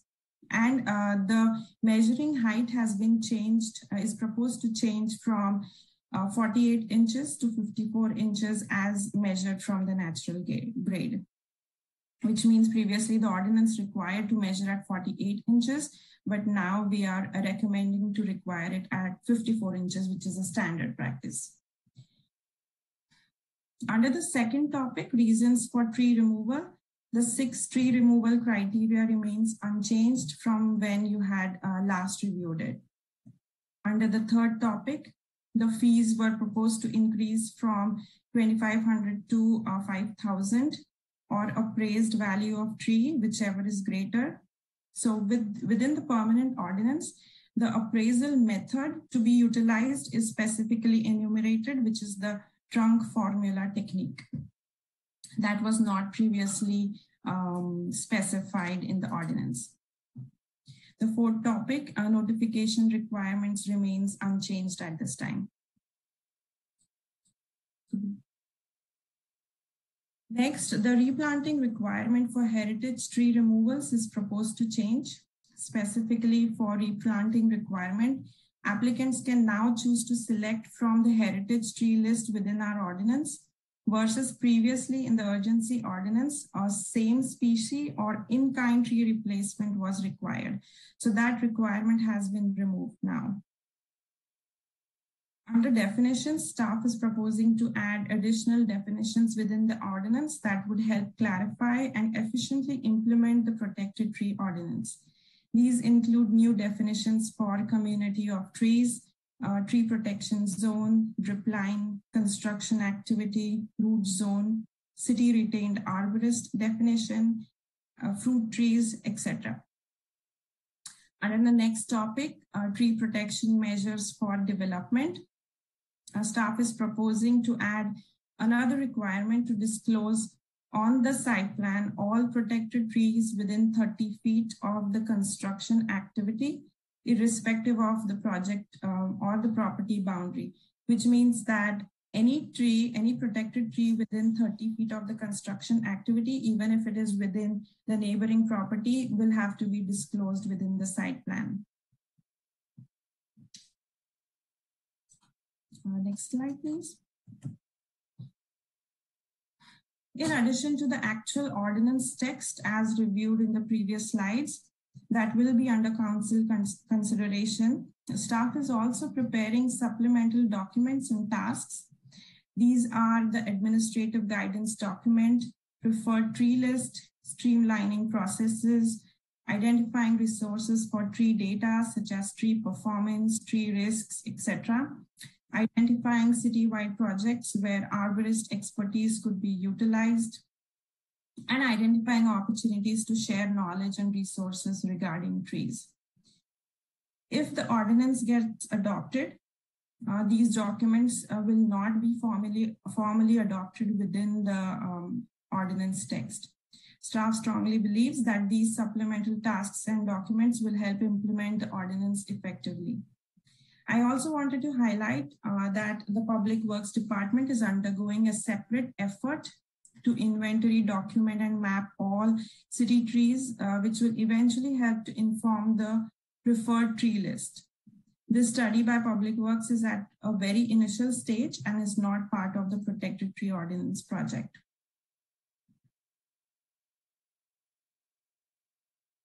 Next slide, please. So looking at the project timeline, the Protected Tree Ordinance project will come back to the Planning Commission on March 21st, where staff will be requesting a formal recommendation for the permanent ordinance to the City Council.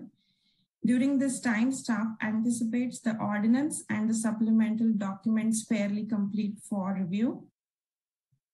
On April 11th, staff anticipates to go before City Council for the first reading of the permanent protected tree ordinance, followed by April 25th, the second reading. If adopted, the new permanent protected tree ordinance would be effective on May 25th of this year. The urgency ordinance, which was adopted last year, is set to expire on May 27th. This concludes my staff presentation. Again, I'm Ruth Chadande. I'm happy to answer any clarifying questions on my presentation and staff memo, which is part of the project staff packet. We also have with us again Andrea Mardisich, Principal Planner, to answer any questions from the Planning Commission and RDRC. Thank you. And thank you for a very nice presentation. Do we have any clarifying questions from the Planning Commission or the RDRC before we open for public comment? Vice Chair Clements. Thank you, Chair.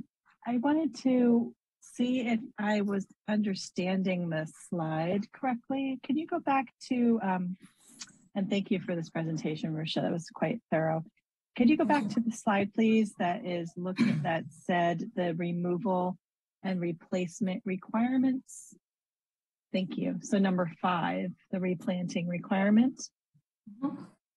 This seems to say that what about the replacement requirements for non-heritage trees, but for significant trees that are removed? Yes. It's absent here. Does that mean it's not being changed, or what? Or is it not being recommended? This seems to make specific something that was less specific. Correct. So the replacement requirement for heritage trees would be required to be from the heritage tree list, that is within our definitions section. So previously in the urgency ordinance, we were requiring in-kind replacement. Like, for example, if a white oak is removed, a white oak would have to be replaced, would have to be the replacement tree. But now we are not requiring that, because through our discussions with the arborist, that doesn't seem to be the best practice, just in case that tree is not well performing in that particular location. Right. Excuse me. Really, if I could clarify, my question was for non-heritage tree removal. So for significant removals, what is the replacement requirement? Yeah, so for significant or protected trees which are not heritage trees, the replacement trees would have to be from our preferred tree list. Okay. Thank you. That's all, Chair. Thank you. Thank you.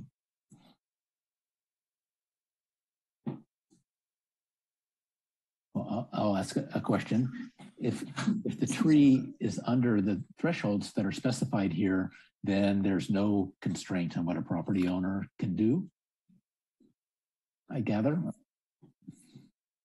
Sorry, I did not understand. If a tree is slightly less, has a slightly smaller diameter, then the property owner is free to remove it if they want, and there'd be no oversight of that. Correct. So if they do not qualify under protected tree, then they do not have to apply for a tree removal application. Yeah. Yes. So if a big tree disappears, I guess it's hard to know what its diameter was if it's been shredded, but. So if a big tree disappears and it is not, and the species is not under the not protected trees, like I had, is on slide 6. Like if it is not a Bailey green or black acacia, it is not a tree of heaven, fruit tree, Monterey pine, or a eucalyptus, then it would be considered as a significant tree. If it is a huge tree and meets the requirement of a significant tree. Okay, I understand that. I guess there's no provision for making sure that trees that are cut really are under the threshold. So the rules that you have don't really address that concern, which admittedly is not an easy concern to solve. Excuse me. Yeah, so yeah, we do not require an arborist report to come measure the tree or something. Yes. Yeah. My last question, I think, is a little one. Why are Monterey pines specifically not protected while other pine trees could be a significant tree? Just wonder what we have against Monterey pines in particular. I'm not sure about that, but I could definitely ask our arborist about that. Okay. I don't, Commissioner Roof, I don't think they're native. They're native to California, obviously, but I don't think they're native to San Carlos. I think every single one is a planted tree. I could be wrong on that. But. I see. Okay, that could be. I was just curious there. Exactly. Yeah. But they are native to our area, of course, but they're not the type of tree that lives very long or thrives too well in our climate. So, but that's what I read. Okay. Thank you, Commissioner Iacopone. You have a question. Thank you, Chair. Yeah, a simple one. Ruta, thank you also for your presentation. Can you just clarify the point in the replacement tree and the minimum standard? I think if I read it correctly, there is no minimum standard other than what the arborist sets. Did I understand that right? For size. If you click to that slide, maybe 2 down. Next one. It says size determined by certified arborist and based on valuation. And it just strikes me that like that's loose. How do we know we're not going to end up with like a little box and a little tree and replacing something that was big and kind of majestic?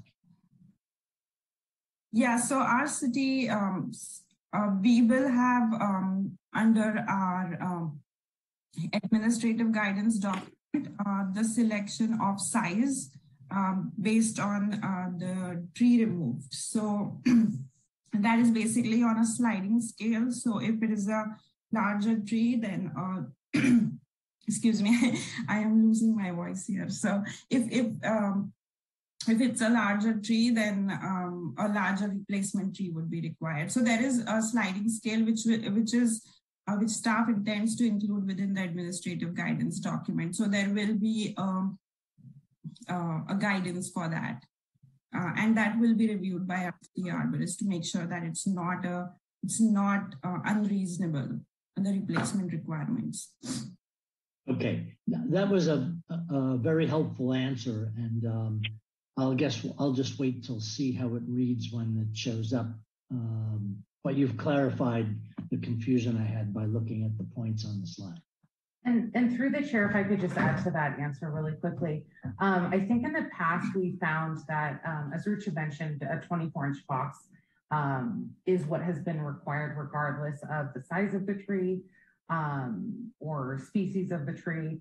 And what we found that, 24-inch boxes are definitely appropriate in certain situations, but definitely in others do not rise to, kind of the same level of significance as the tree being taken out or won't grow to that significance. So our feeling is that this will actually result in larger trees being required or a bigger variety of trees than just the 24-inch box, just based on our experience with tree permits. And again, reiterating what Rucha said, it would really be based on the city's contracting arborist to decide what's appropriate based on what's being proposed to be removed. Okay. Sorry, Andrea, can you say, so there is a minimum and the arborist will be free to go above the minimum? Correct. And I think also on the other hand, and probably not as often, but there's also could be situations where, a lot maybe is already overplanted or doesn't need another tree just based on the number of trees on the lot and their health or species. I think that's pretty rare, but on the other hand, it could also go the other way of, if a tree is going to be planted and it's not really going to survive, do we really want that to be required?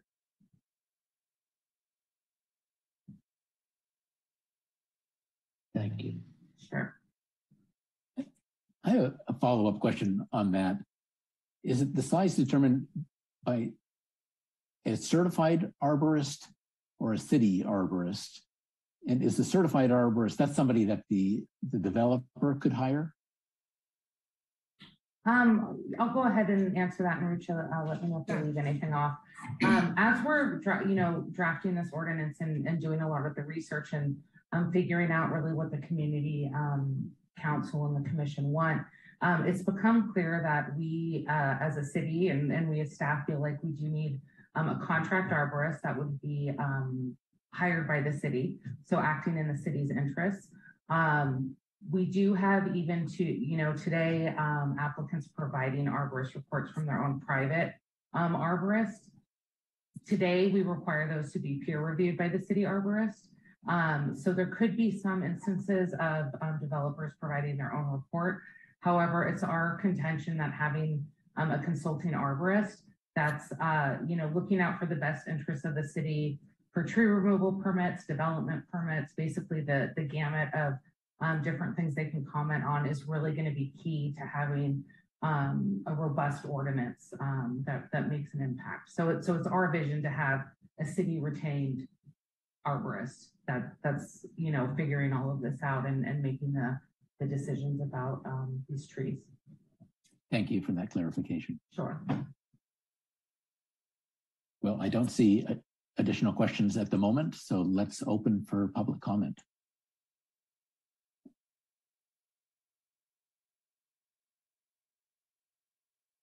We're going to go to the slide about public comment, or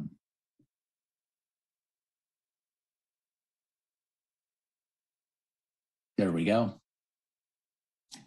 If you would like to make a public comment on agenda item 5B, protected tree ordinance, now is the time to speak.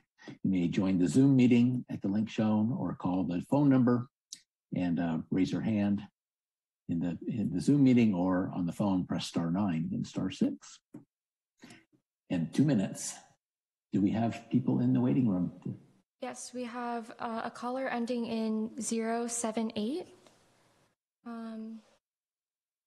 You are unmuted and should be able to speak. Welcome. If you could, 2 minutes, and if you could give us your name, that would be great.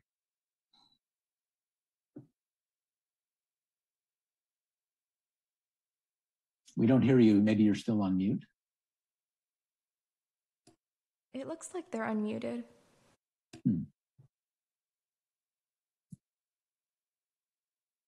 Is anybody in the waiting room? Maybe they don't know they're teed up. Perhaps the caller needs to hit #6.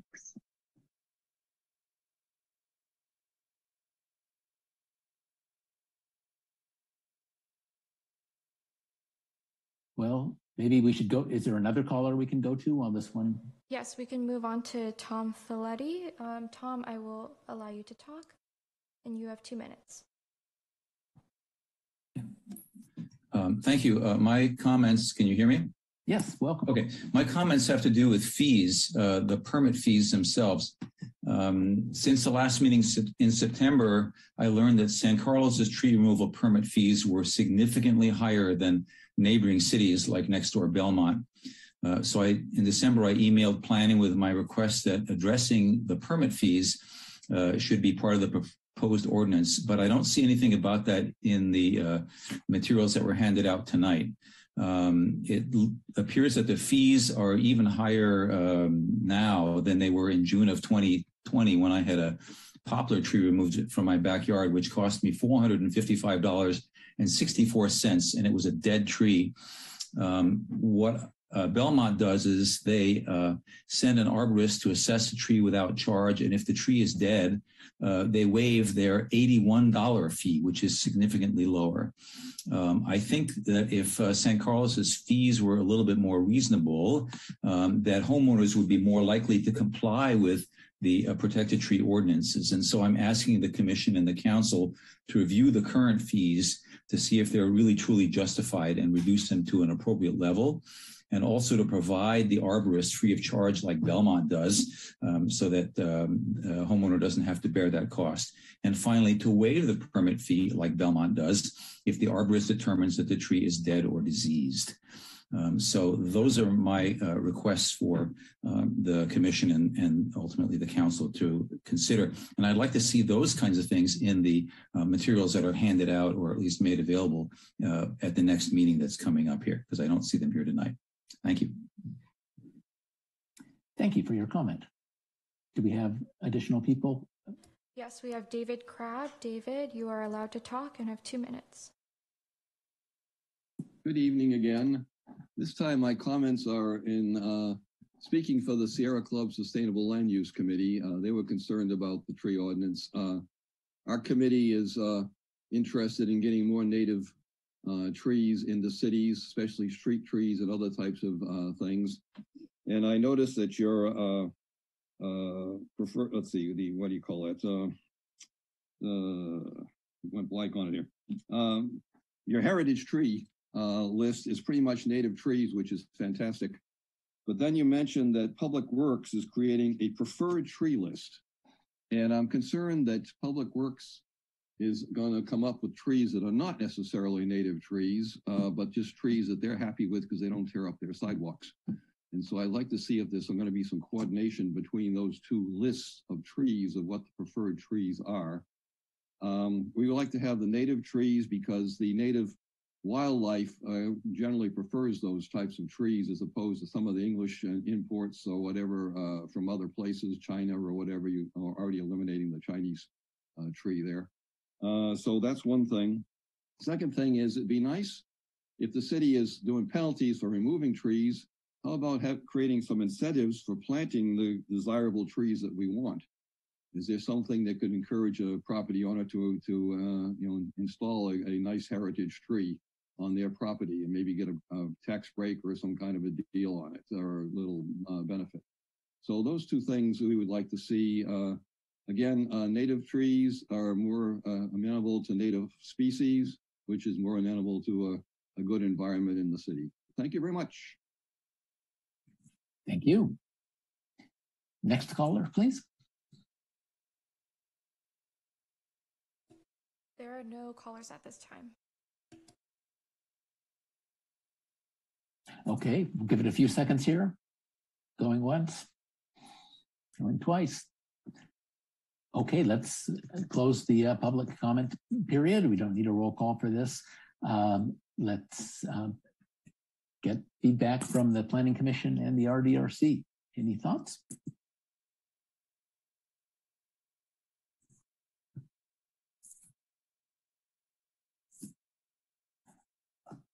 I see. Let's start with Commissioner Garvey and then Vice Chair Clements. Thank you very much, Chair Roof. I've enjoyed this discussion tonight. There's a couple of things about this proposal that I like. One is I really support removing the same species requirement for replacement. I think that's a good idea because there are instances where requiring the same species is really not desirable. It may not be desirable from the homeowner, but it may not be desirable also from an arborist standpoint. So I really liked the role of the arborist and the flexibility that there is to pick from a list as opposed to requiring the exact same species go in. And the second thing that I liked is that if a larger tree is removed, and I think this builds on Commissioner Iacopone's comment, if a larger tree is removed, then there's a larger replacement that's required. This makes sense, and I also like that the arborist recommendation plays a large role in this. So those were two of the things that really bubbled up to the top for me, and yeah, I really appreciated the discussion this evening. Thank you. Thank you. Vice Chair Clements. Thank you, Chair. And I wanted to thank the caller, the speaker, Tom, I think it was Folletti, for doing the right thing and paying his fee. I agreed, by the way, that seemed the fee that he cited, $455 to have a dead tree removed, does seem on the high side. And I want to make sure that our fee schedule does not disincent the kinds of behaviors that we're trying to incent, especially if they're not otherwise going to be part of a development proposal, right? So it's just private owners kind of acting on their own properties, and really we rely on them to come forward. So I agree that although the fee schedule is not being looked at tonight, that if it is going to be re-examined, especially in light of providing a contract arborist, that we make an effort to make the fees reasonable, especially if you're removing a tree that is dead. That did seem to make a lot of sense to me, but we'd be open to other communities and their fee schedules too. So a couple of very minor technical points. I noticed that in the packet, the draft ordinance that is associated with this, I think it's with this. There are multiple copies of it, so I think it's the latest one. The word trimming is used, but not defined. And so I would think that you'd want to define it. I assume the default definition is anything that stops short of pruning is considered trimming a tree, but it is used. And so I would suggest that gets defined. And then also just per, I think, Commissioner Iacoponi's point, it probably could use a couple of references to administrative guidelines in here for the substantive sections that would be, defined further or determined further in a separate document, administrative guidelines, so that anyone could pick up the law and then realize, oh, I also have to go look at this other document. So just to make it very plain to the public and to professionals working in our jurisdiction, what they have to know. And so that's really it. Thank you. Thank you. I'll jump in with some of my thoughts. One of them is that the reasons for allowed reasons for removal. One of them is that it conflicts with development when there's no alternative. And I can imagine if that came before us, that's a fairly subjective standard to try to measure a request against. I mean, if you take it to the extreme, if there's no alternative, of course, you can always not do the development or work in that area. So the tree could always win. Or on the other extreme, you can say, well, if you want to put an addition and the tree is there, then too bad for the tree. So it's not easy, I'm sure, but some additional specificity is what would constitute a reasonable development situation that would justify removing a tree. This seems very subjective. So that's one of my feedbacks. I was a little concerned about the provision that was the old provision that would no longer be there, there's allowing for removal of a tree that's causing substantial damage. And so some types of damage I wouldn't be so worried about. I mean, if a tree is buckling the sidewalk, then that wouldn't be, or a walkway or something like that, then, but it seems like that might not justify its removal. But if a tree is severely impinging on the foundation of a house because the tree was planted too close many, many years ago, it seems to me that could be a valid reason, but that option seems to be not here. Made me a little concerned that somebody could be unduly burdened. So please consider whether something for the extreme end of substantial damage might deserve to still be allowed. And I like the idea of a city arborist that provides some consistency of how things are handled. I think we want to avoid the case where maybe a big developer hires a favored arborist who gives opinions that are somewhat weighted in their favor. So having a more standardized measurement approach would be wonderful. Those are my thoughts. Do we have additional thoughts? Commissioners, RDRC, some of this stuff is going to come before you, so we want to make sure that the rule is written in a way that we can apply it appropriately.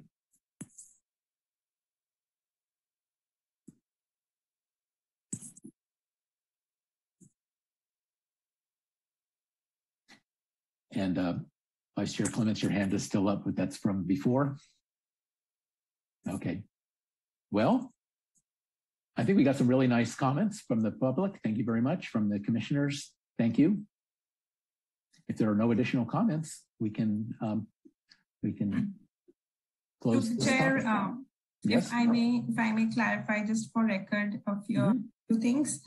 Like I heard in the public comment section, I just wanted to clarify for record that Public Works is not creating a preferred tree list. They have a project where they will be inventorizing city trees, the tree performance, tree data, which could eventually be utilized by us to prepare a preferred tree list. So Public Works is not preparing a preferred tree list. We are doing that. So under this project.